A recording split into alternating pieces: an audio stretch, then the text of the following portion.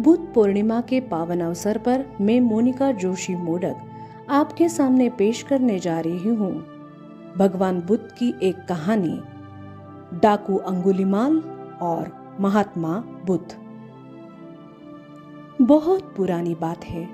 मगध राज्य में एक सोनापुर नाम का गांव था। उस गांव के लोग शाम होते ही अपने घरों में जाते थे और सुबह होने से पहले कोई भी घर के बाहर कदम भी नहीं रखता था। इसका कारण था डाकू अंगुलीमाल। डाकू अंगुलीमाल मगध के जंगलों की गुफा में रहता था। वो लोगों को लूटता था और जान से भी मार देता था।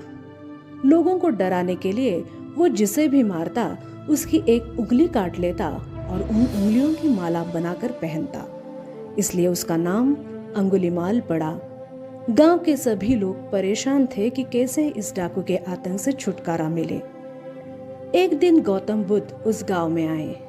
गांव के लोग उनकी आवभगत करने लगे।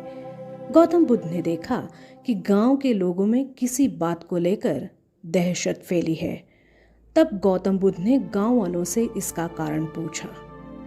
ये सुनते ही गांव वालों ने अंगुलीमाल के आतंक का पूरा किस्सा उन्हें सुनाया। अगले ही दिन गौतम बुद्ध जंगल की तरफ निकल गए। गांव वालों ने उन्हें बहुत रोका पर वो नहीं माने। बुद्ध को आते देख अंगुलीमाल हाथों में तलवार लेकर खड़ा हो गया, पर बुद्ध उसकी गुफा के सामने से निकल गए। उन्होंने पलटकर भी नहीं देखा। अंगुलीमाल उनके पीछे दौड़ा, पर दिव्य प्रभाव के कारण वो बुद्ध को पकड़ ही नहीं पा रहा था। थक कर हार कर उसने कहा, रुको। बुद्ध रुक गए और मुस्कुराकर बोले, मैं तो कब का रुक गया, पर तुम कब ये हिंसा रोकोगे? अंगुलीमाल ने कहा, सन्यासी, तुम्हें मुझसे डर नहीं लगता? सारा मगध मुझसे डरता है। तुम्हारे पास जो भी माल है निकाल दो, वरना जान से हाथ धो बैठोगे।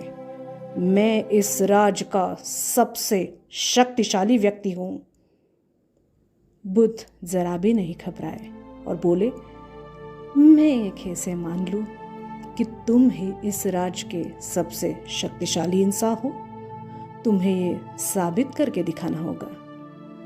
अंगुलीमाल बोला, बताओ कैसे साबित करना होगा? बुद्ध ने कहा, तुम इस पेड़ से 10 पत्तियां तोड़कर लाओ।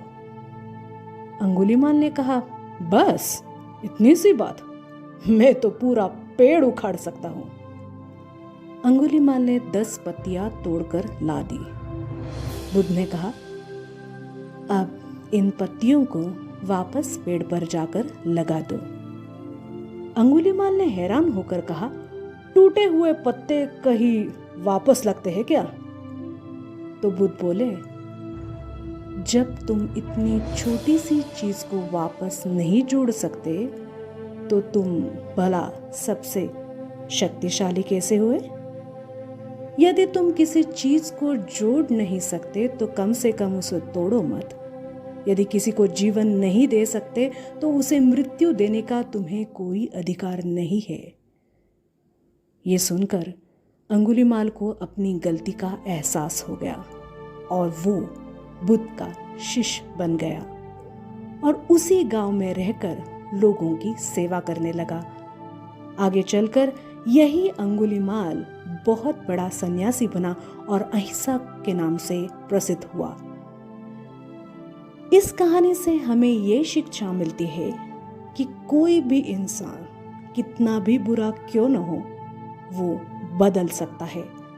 दोस्तों, अंगुलीमाल बुराई का एक प्रतीक है और हम सब में छोटे बड़े रूप में कोई न कोई बुराई तो जरूर रहती है।